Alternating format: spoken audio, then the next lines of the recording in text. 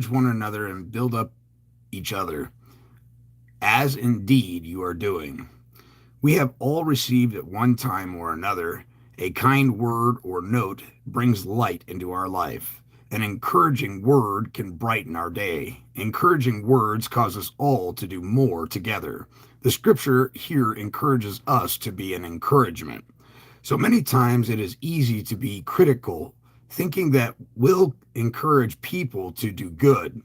But an encouraging word goes so much further. We can be an encouragement to others simply by telling those close to us what they mean to us. As a man, your word can bring life. Take courage that you can do this. God, I want to encourage those close to me. Help me to see others around me who might need an encouraging word today. Open my mouth to speak the words of encouragement to those who are in need. No one is relieved or gains an advantage from his own proper deceit. No one can send anything into the dominions of another. No one can be his own debtor. One is not present unless he understands. No one is presumed to be bad. No one is punished unless for some injury, deed, or default. No man ought to be his own judge or to administer justice in cases in which he is interested. Judges' retirement trust funds receive 11 cents from every $1 fined. This showing just one conflict of interest out of many. No one is bound to arm his adversary against himself. No one who is ignorant is bound to give information, but everyone ought to know that of which he gives information. No one is bound to testify to his own badness. No one is considered as defrauding those those who know and consent. Nothing is so contrary to consent as force and fear. Nothing is so consonant to natural equity as that the same thing be dissolved by the same means by which it was bound. An example does no good which settles one question by asking another. A name does not suffice if the thing does not exist either by law or by fact. He who errs does not consent. The reference is not to be credited unless the thing referred to be proved. It is not proper to surrender the persons of men when no cause is shown. He who does not defend himself when present is considered as submitting. It is not law but servitude to be held by what we have not consented to. There is no rule which may not fail. Names of things should be understood according to the common usage, not according to the opinions of individuals. Things should be judged by laws, not by examples. You are not to do evil that good may come of it. Not everything which is permitted by law is honorable. The necessity of proving possession of his own property is not incumbent upon the owner. Not what is said, but what is done is to be regarded. The meaning of a word may be ascertained by reference to the meaning of words associated with it. A naked contract is where there is no consideration to support the agreement, but where there is consideration and obligation exist and produces an action. No impossible or dishonest things are to be presumed, but things true, honorable, and possible. The authority of no man ought to prevail with us, so that we should not follow better opinions, should another present them. No medicine is the same to all. No man can forfeit the right of another. Things abandoned become the property of the occupant. Equal protection of the law cancels your bank loan. Why is equal protection of the law so important. What does equal protection mean? Equal protection is defined as a constitutional guarantee wherein no person or class of people shall be denied the same equal protection of the law enjoyed by other persons. And the enforcement of contracts. Remember, under the law, a corporation is treated like a person. Concealing the economic effects of stealing and counterfeiting denies equal protection. Never forget that an agreement or contract is a mutual agreement, and you cannot have mutual agreement without full disclosure. Pretend for a moment that non bankers and bankers had equal protection under the law, and that the written bank loan agreement showed full disclosure so non bankers could fully understand the agreement. If this were true and the bank paid the debt it owed in obtaining the promissory note, your debt would be canceled. Under equal protection, if the bank used your first promissory note to fund the check, would they not then have to accept a secondary promissory note with no interest and no lien to discharge the first one? Under equal protection under the law, if the bank recorded the first promissory note as a loan from you to the bank, would not the bank then have to repay you the principal and interest you paid them to receive? It's equivalent in kind. Under equal protection under the law, if the bank can create non-legal tender money and spend it, why can't we do the same? If the bank accepted the money we created to issue a bank loan check, would they not then have to accept more to discharge the first alleged bank loan? Under full disclosure, what agreement did we sign and have mutual understanding of at the time of the signing? What gave Congress the right to deny us equal protection under the law? Are there two classes of citizens, bankers with one set of rules and non-bankers with another, so that the banks can prey upon the non-bankers' wealth? If there is a bank loan agreement, we want to know what the full agreement is, or we want out of the alleged loan. If the bank cannot answer all of the questions, how can there be an agreement with full disclosure and mutual consent? If we have equal protection under the law and do not have two classes of citizens plus full disclosure in the written agreement, so non-bankers can understand who provided the funds to issue the bank loan check, we would be out of debt. No one would be so stupid as to vote in politicians forcing this system on us if we understood the whole truth. No one would agree to an unconscionable contract, an unenforceable contract, or an ultra-virus contract if we understood the whole truth. I can just hear an attorney saying that the bank has a license and you do not. What if we answered the attorney by asking what the intent of the founding fathers of the Constitution was? The intent was for Congress to issue gold and silver or United States notes, giving everyone equal protection. How can you redefine the intent and meaning, allowing the banks to create money and denying us equal protection, forcing us into debt, just like a counterfeiter of the United States notes would? The Bankers' War.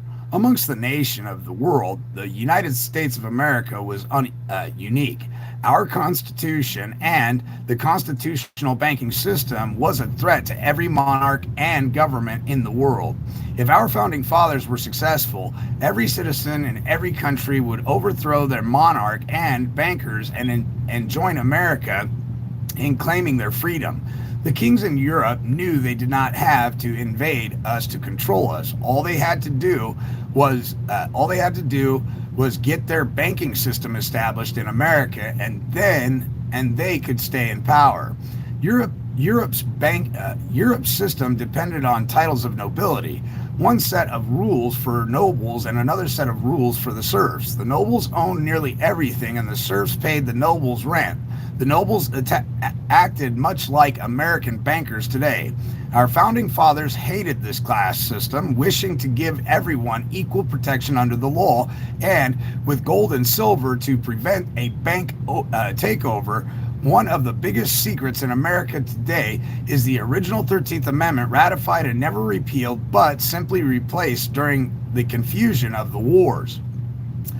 Researchers David Dodge and Tom Dunn and Brian March, exposed the secret. A few years ago, I received their research showing 24 states and or territories with 76 publications and original constitution with the original 13th Amendment. Research shows it appears to have been ratified either once or twice on December 10th, 1812 and or on March 12th, 1819. In the War of 1812, the King of England ordered the records of the Congress to be destroyed in the fire to destroy the 13th Amendment, hoping it would be replaced by another.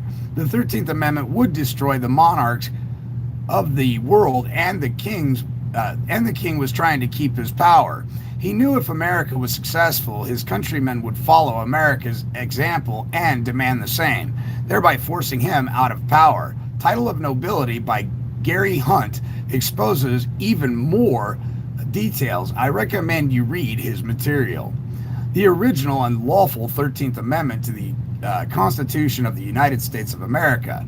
If any citizen of the United States shall accept, claim, receive, or retain any title of nobility or honor, or shall without the consent of Congress accept and retain any present pension, office, or emolument of any kind whatever, from any emperor, king, prince, or foreign power, such person shall cease to be a citizen of the United States and shall be incapable of holding any office of trust or profit under them or either of them.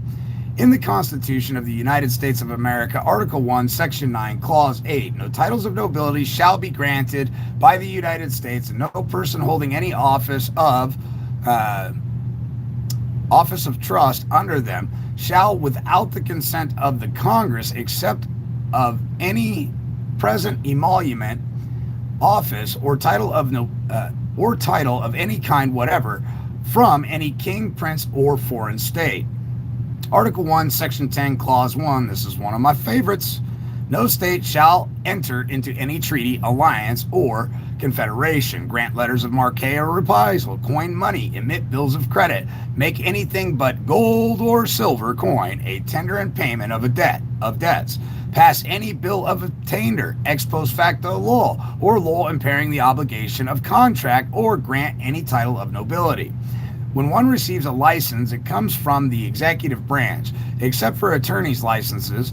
In some states, the state Supreme Court licenses attorneys. I ask you, what authority under the Constitution and the three branches of government do the courts have to license anyone? How can a private organization govern themselves by giving a bar card to a member to participate in a court and prohibit the remaining population from practicing? This acts like a title of nobility. Can Congress delegate their authority and responsibility to a private organization? The answer to that is no. The court licensed attorneys, or bar card carrying attorneys, control all three branches of the government. The attorneys now interpret the law and the Constitution for all of other Americans. Three branches of government exist to prevent one organization from taking over the nation, yet the attorneys control all three branches. It is believed, and research points to the fact that attorneys' titles of nobility come from England, as does the Bar Association, which appears to be controlled or owned by the banks. Attorneys take an oath contract with the people to uphold the U.S. Constitution and the state constitution. It is required that attorneys and judges be U.S. citizens. If the original 13th Amendment is upheld, the attorneys and judges are not U.S. citizens and cannot put you in jail. Lawmakers with attorneys' licenses cannot pass laws. Even if they do, the nation is bankrupt and not sovereign, so it has no effect as law of a de jure government. Titles of nobility were used in Europe to designate a rank or dignity or privilege presented over others who otherwise would be of equal status. Our founding fathers hated this class system and brought it to an end. The powers in Europe thrived on this system, keeping their families in power. They simply tried to implement this class system in America in order to extend their wealth and control. Our founding fathers envisioned America to be different, giving everyone equal protection. Today, you need an attorney to represent you in court and are not allowed counsel of your choice as a constitutional guarantees, as the Constitution guarantees. The bar attorneys reinterpreted the Constitution to create a monopoly, forcing you to hire their member and to meet their agenda. If the bar attorney will not cooperate with the bar disbars him or her so that they cannot practice, nor even have a law challenged. Judges insist you hire an attorney, not counsel of your choice. One private organization controls court decisions affecting every citizen and the laws we live by.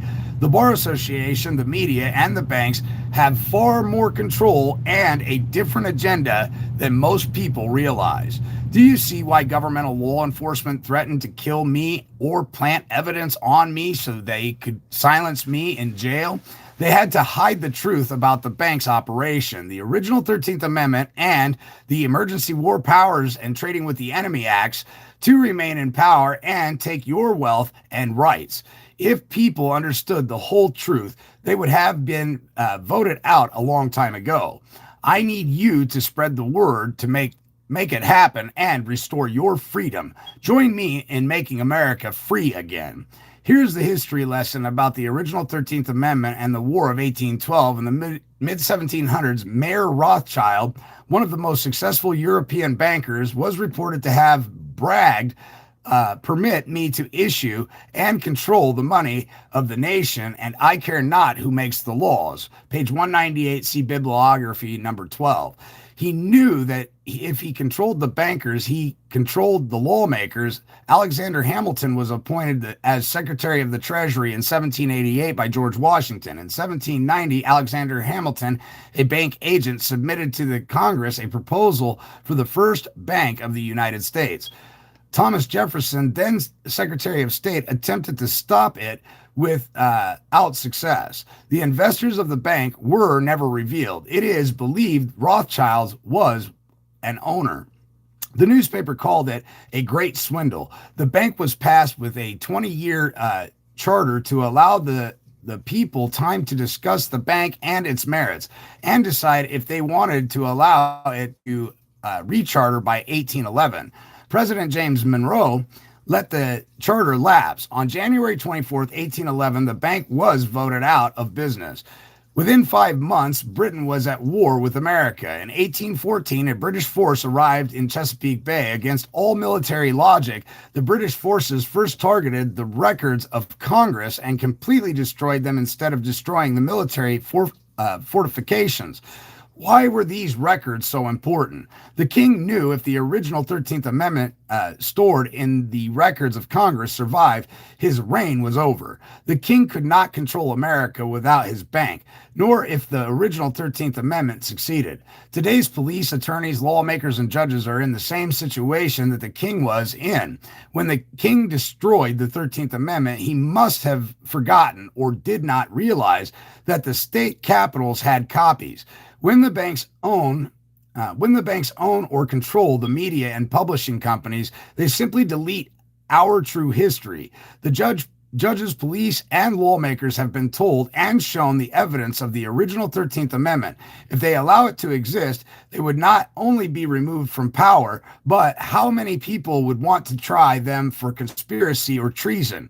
There are many angry people. Why not give them amnesty if they come over to our side very quickly? Once they know the truth and we can document they were told, then it shows their intent and it is up to the voters to decide the outcome. Money is a powerful means to persuade lawmakers to vote in a European banking system against it. Again, it happened in 1816. A second European bank was granted a 20-year charter, just as President Jefferson predicted. The bank inflated the economy and contracted the money supply, creating a depression in 1819 with a large number of bankruptcies and a debtor population. The bank simply repossessed the property and owned it without loaning 1 cent of other depositors' money. Again, the population woke up, and Andrew Jackson ran for presidency with the campaign to cancel the European banking system. Real Americans rallied behind Andrew Jackson and elected him to office. A second time, history repeated itself, and President Andrew Jackson ended the bank's charter, setting America free again from the nobles. All we need to do is repeat history again, first by education so that the people will know the truth, and secondly, vote correctly to set themselves free. Is the government bankrupt? The government is bankrupt. According to Representative Trafficant of Ohio on March 17, 1993, he said, Mr. Speaker, we are here now in Chapter 11 bankruptcy. Chapter 11, members of Congress are official trustees presiding over the greatest reorganization of any bankrupt entity in the world history. The U.S. government, to confirm this, look up House Joint Resolution 192, which is actually 48, Statute at Large 112, Trading with the Enemy Act, that was October 6, 1917, and Emergency War Powers Act. The bankruptcy took away the gold and silver. When you walk into a court, look for the gold fringed flag on the pole. It is a symbol of a military court. Created through the bankruptcy, it would be impossible for the government to be bankrupt today if the government printed sovereign United States notes, interest-free, and if this were the only money allowed in the nation. Why did Representative Trafficant say that Congress was the official trustees of the government bankruptcy? I recommend you use Black's Law Dictionary and look up the word bankruptcy and bankruptcy trustees. You will find the bankruptcy trustees can collect assets, sue debtors, defend court actions, administer the estates, and set aside preferences of liabilities owed. I believe foreclosure victims lost properties because judges are acting like trustees, setting aside preferences, setting aside the unauthorized loan to the bank. The judge is acting like a trustee of the national bankruptcy, forcing us into this bankruptcy and forcing us to lose our property. To the bankers. The bankers never could have done this if politicians upheld their oath of office to defend the U.S. Constitution. Politicians have full knowledge of what they have done. This book is the proof that politicians and bankers knew and should have known all along.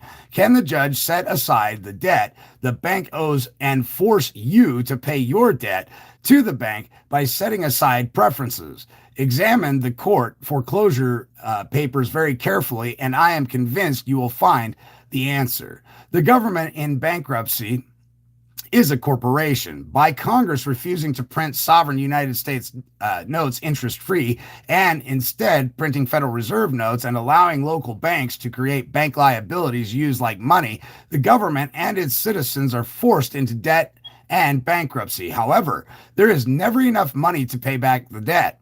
The creditors own the nation's assets. When people tell me they own their house free and clear, I explain that under the bankruptcy, your house is collateral for the national debt affirmed by the 73rd Congress, Volume 77, Book 1. The banks control the country because they are the creditors. Congress is the trustees for the bank. The banks reverse the whole power structure by creating money. The banks want you to think that you have rights under the U.S. Constitution.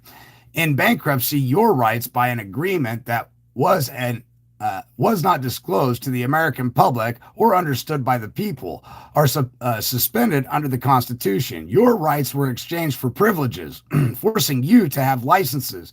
The police enforce the licenses.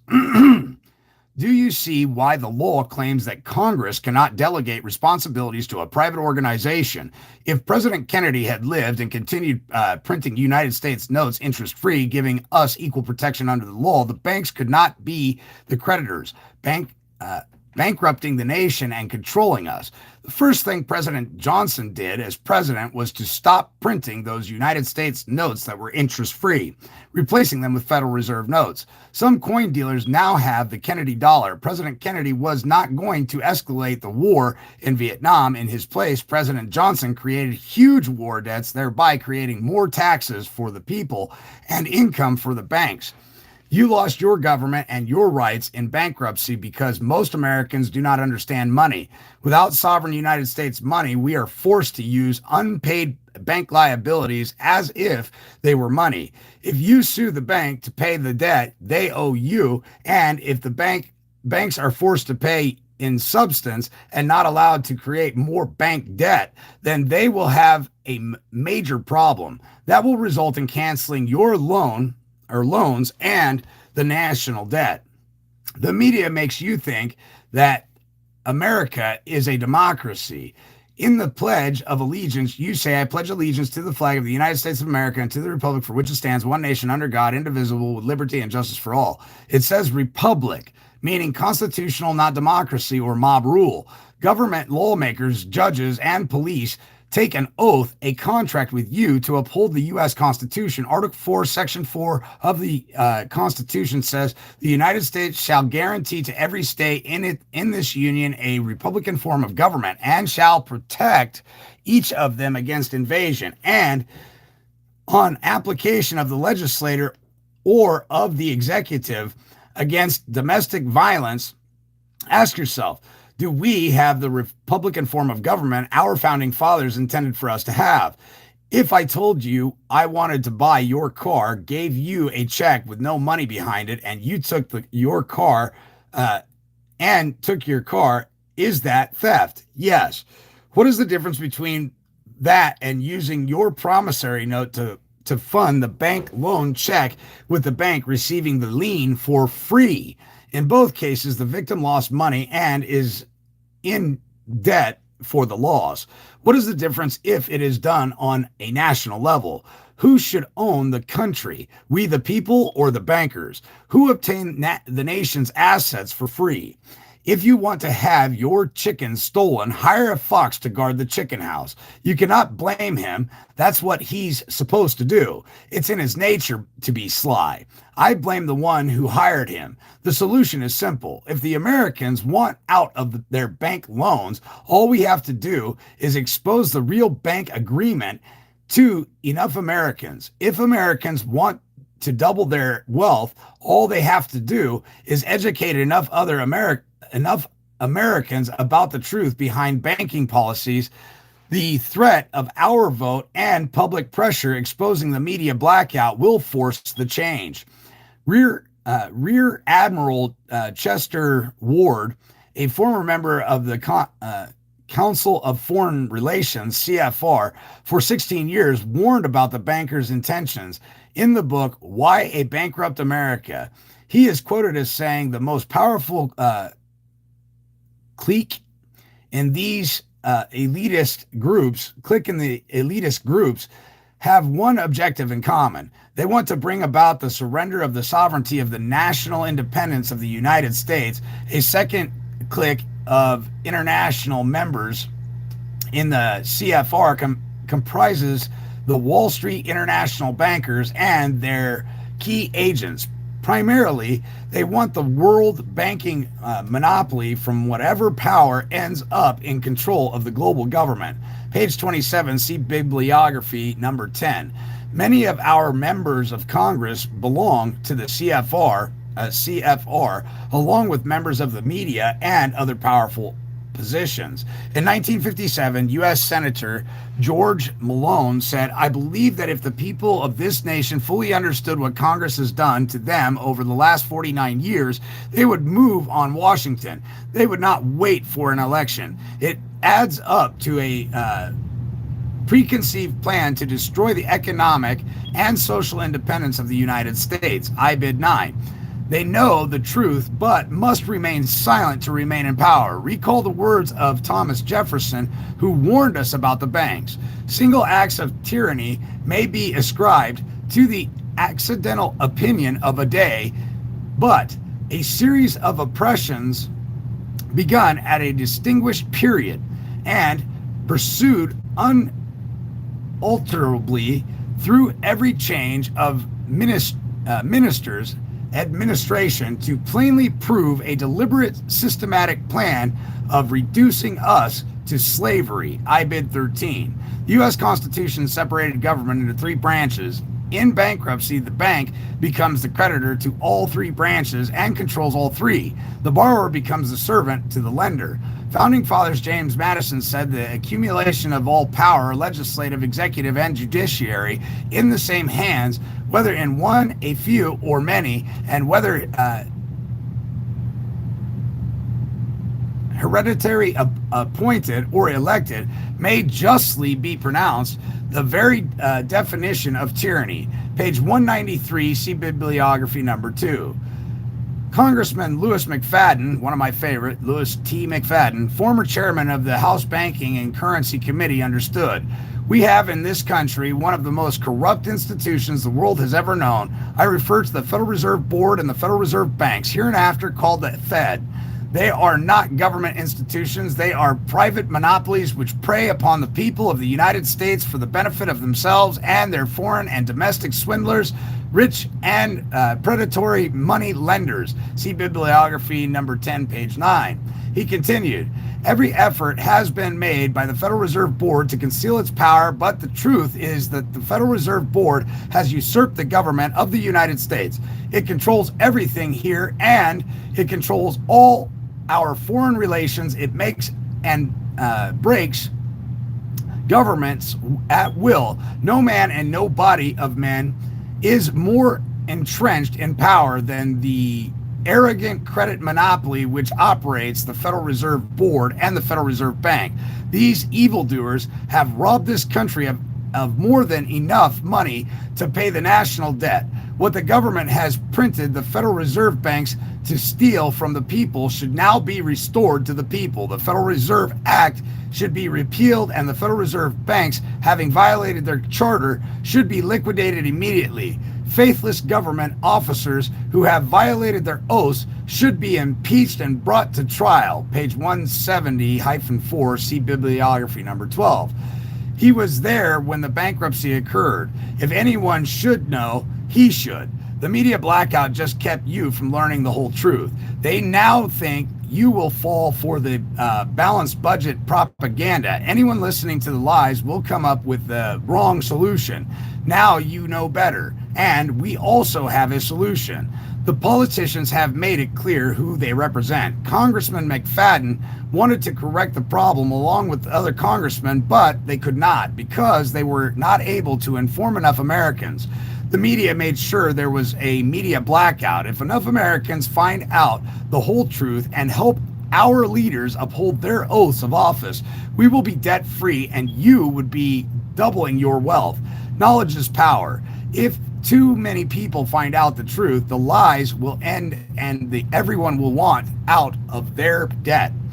As a plaintiff, if you expose the bankruptcy, the judge may throw out the case. The judge does not want the bankruptcy exposed. Is the court a bankruptcy court administrating the bankruptcy? If you sue, you have to decide what court to sue in, and if the bankruptcy makes a difference. If you win, it may be because the judge does not want the truth exposed. The judge does not want the bright spotlight on the banker's activities. Wisely use this spotlight of truth to win. When we come back, we'll be talking about insolvency.